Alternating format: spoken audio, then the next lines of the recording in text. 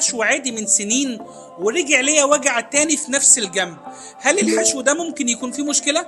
الإجابة طب ليه؟ لأن الحشو ده مش هيقعد مع حضرتك مدى الحياة، كل حشو أكيد ليه عمر افتراضي، يعني مع الوقت ممكن حتة حشوة تتكسر من الجنب أو حاجة، أو إن الحشو يعمل فرق ما بينه وما بين الضرس صغير، الفرق ده بيدخل تاني بكتيريا ويعمل حاجة اسمها ريكارنت كيرز أو تسوس تاني حوالين الحشو.